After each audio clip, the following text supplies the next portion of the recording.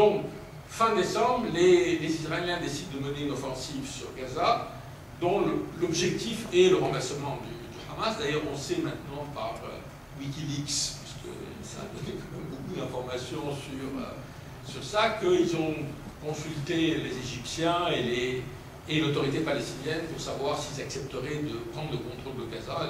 L'autorité palestinienne a refusé, les Égyptiens aussi, et donc ils n'ont pas pu aller jusqu'au bout. Et donc ils ont mené une opération militaire dont on connaît le bilan, 1400 morts, pour l'essentiel, en gros il y a 200 à 300 combattants du Hamas, pour l'essentiel des civils, et surtout une destruction que vous voyez systématique de tout, des habitations,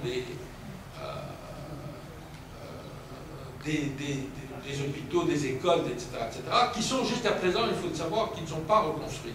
Parce que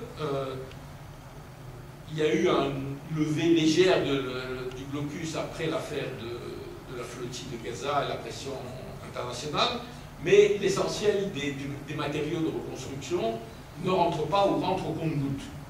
Et même quand c'est des organisations internationales qui travaillent là-bas qui le demandent. Donc il y a eu cette offensive sur Gaza de destruction, avec ce qui est maintenant une doctrine de l'armée israélienne, ce qu'on appelle la doctrine Dahiya, qui était la doctrine qu'ils ont inaugurée, si on peut dire, au Liban. Dahiya, c'est la banlieue. C'est la banlieue sud de Beyrouth, qui était le cœur de l'appareil politique du Hezbollah. C'est l'idée que si on reçoit une requête d'un village ou d'un quartier, on détruit le quartier. Voilà, et le problème, c'est qu'en droit international, ça s'appelle au sens propre un crime de guerre. C'est qu'on n'a pas le droit de prendre, même si une requête est tombée, a été tirée d'un quartier, on n'a pas le droit de détruire tout un quartier. Et c'est ce qui a, malheureusement, c'est ce qui a été fait, avec une idée qui est pas seulement, c'est une question de décourager les gens. C'est-à-dire que les gens sont, après, vous voyez dans quelle situation ils vivent, c'est pour leur dire, bon, comme ça, c'est casser toute idée de résistance. Mais ça va au-delà, et ça rejoint quelque chose que j'aborde dans le livre, qui est la question et la mentalité coloniale. Il y a eu toute une série de déclarations, y compris de Netanyahou, disant finalement le droit, parce que après, comme vous savez, après Gaza, il y a eu le rapport Goldstone qui a accusé pas seulement Israël, mais le Hamas aussi de crimes de guerre, disant que ça relevait peut-être de crimes contre l'humanité, etc., etc. Et juridiquement, c'est très difficile de contester leurs conclusions.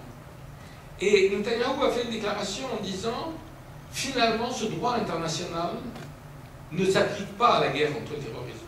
Il ne peut pas s'appliquer à la guerre contre le terrorisme. Or, bon, le droit international, le droit humanitaire international s'applique à toutes les guerres, y compris les guerres dites de guérilla. Mais là, il y avait quelque chose qui a été repris par plusieurs théoriciens israéliens ou du lobby pro-israélien aux États-Unis pour dire on ne peut pas appliquer, face à cet ennemi, on ne peut pas appliquer le droit international. Et ça m'a rappelé un texte du début du XXe siècle d'un théoricien allemand qui disait exactement la même chose. Il disait le droit international perd toute sa signification si on pense qu'il peut s'appliquer aux barbares et aux colonisés. Et en fait, pour eux, le droit international, c'est valable entre nous, les gens civilisés. Et à la même époque, on avait inventé quelque chose qui s'appelait la balle Dum Dum, qui était une balle qui était particulièrement meurtrière parce qu'elle pénétrait le corps et elle explosait à l'intérieur du corps. Et dès qu'on a inventé ça, il y a eu une grande réunion à Vienne pour interdire cette arme parce que c'était une arme dangereuse. Et effectivement, on a interdit cette arme, sauf pour la chasse et pour les colonies. Et c'était un peu ça, c'est-à-dire cette idée que, bon, on est, quand je parle de vision coloniale, on est face à des gens pour qui finalement le droit de l'Occident démocratique ne s'applique pas. Je voudrais simplement aussi dire une chose, c'est que ce que vous voyez, enfin, la situation ici, c'est la situation, enfin, février, qu'il y a eu, pas que rien n'a changé depuis février 2009, mais pour l'essentiel, ça n'a pas pu être reconstruit.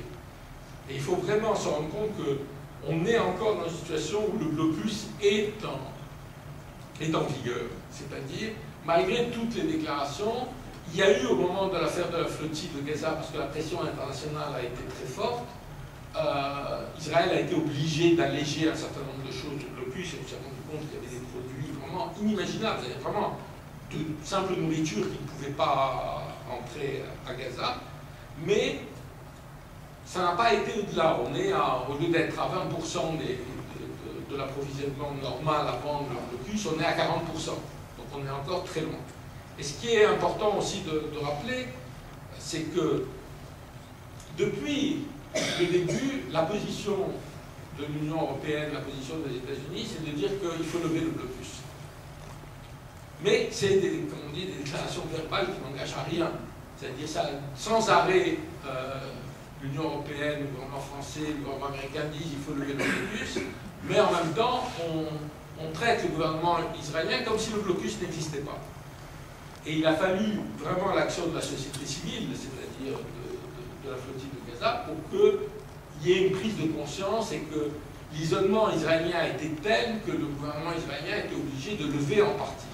Mais en partie seulement, et comme ce n'est pas tous les jours au devant de l'actualité, les gens, je ne suis pas sûr que les gens savent que le blocus continue encore et qu'il est toujours